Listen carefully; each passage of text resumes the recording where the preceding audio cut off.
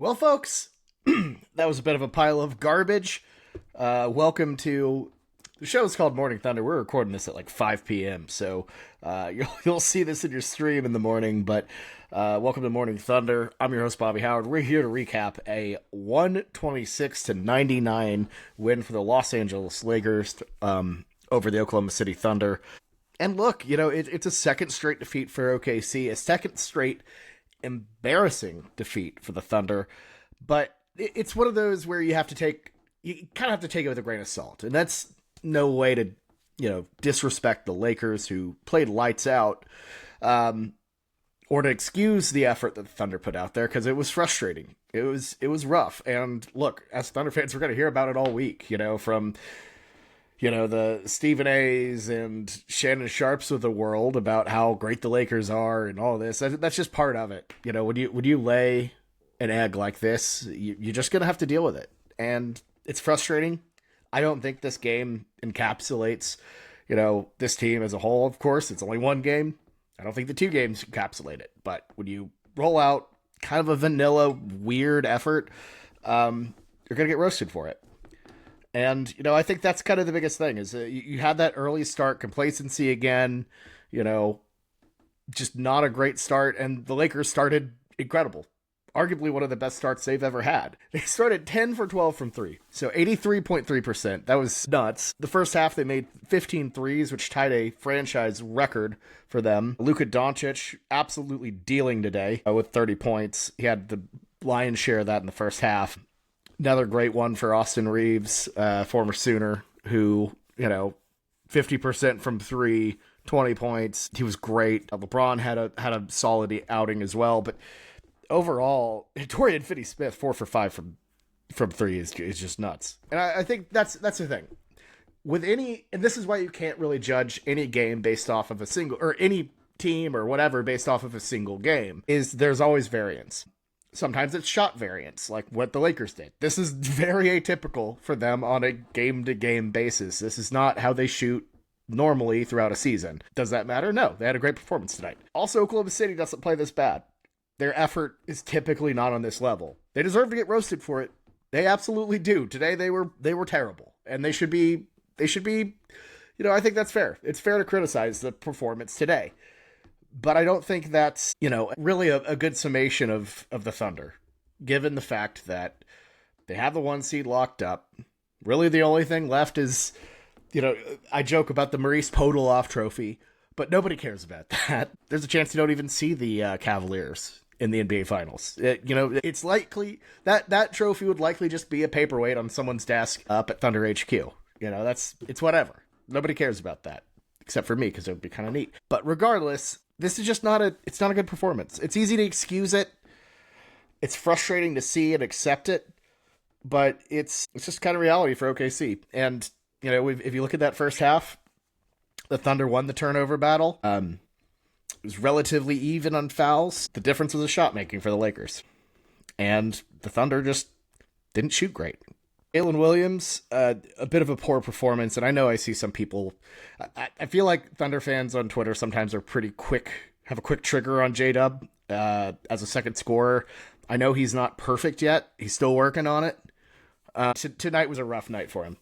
We're just gonna say that straight up. 4 for 14, 1 for 4 from three, 16 points. The scoring doesn't look as bad as much as it did on court, and I think a lot of it was.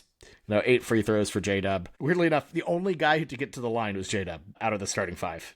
So much for the free throw merchant talk. No free throws for Shea whatsoever, who had a, relatively good game. Even though you look at the plus minus 20, he had 26 with no free throws and 9 assists. That's a pretty solid game. The problem is the supporting cast just didn't really show up much at all. Chet, not much happening there with 10 points. Lou Dort had a couple threes, but nothing much there. Isaiah Hartenstein, it's so rare to see him have a bad game, but he didn't look great either. And then the bench was just tepid at best. I'm looking at the numbers now, and it's kind of hard to judge because, they were out there in garbage time. But overall, just didn't get a lot of help for Shea. Shea didn't get get a lot of calls, obviously, either, with no free throws. I don't think the refs are influenced by Twitter discourse, or at least I hope they aren't. But that's just unfortunate. That's just unfortunate. And I think to me that's the thing about it is this is not going to shape how we look at this team overall. It's an annoying stretch. It's gonna be a tough couple days to get the taste out of your mouth. From this one, it's a gross game. Same with Friday. Friday was a gross game. And I'm intrigued to see how the Thunder approach Tuesday, because it was a pretty vanilla effort. Mark wasn't throwing fastballs out there. I don't think this team as a whole threw really anything out there. If that's a strategy, that's a strategy. I don't know if it is or not. Reality is it got you beat. Whether or not that matters to the Thunder or not, that's up to them. I'll let them decide. But just a poor performance. You don't love to see it, down the stretch. You want to see a team peaking, sharpening its knife, as Mark Daigneault says quite often. This was not that. This was not that. And you kind of would rather wish, or you would sort of wish, like, if they're going to, show up and not perform very well like this and not give that effort, just rest them. Just let the second unit go out there.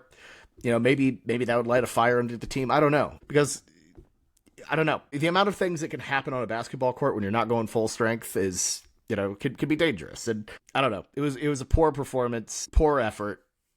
Not a lot of positives to be found here at all. And really any takeaway from this, I guess if the Lakers shoot what they shot, you're screwed. Any team is screwed. They got buried early. The corner three continues to be a bit of an issue. It reminds you of, shades of PJ Washington and Derek Jones Jr. in the corner. So I don't know how sustainable that is for the Lakers, but hey, got the job done for them tonight in a game they really had to win. So you got to give them credit, got to give them props. So yeah, Thunder obviously still sit first in the West. Lakers move up to third. They're probably not going to be able to catch the Houston Rockets, but you never know. Plenty of time left. So I'm intrigued to see how this goes down the stretch. But the Lakers played really damn well tonight, and Luka showed you reasons why it might be fair to be afraid of the Lakers. I think it is fair to be afraid of the Lakers. Maybe not horrified or petrified, but I think you can see this is the worst case scenario if you play LA. It's Luka going off, it's the role players shooting an outstanding clip, and it's your role players disappearing, and your second, third scoring options in Chat and J-Dub disappearing. Do I think a 7-game series would look like that? No.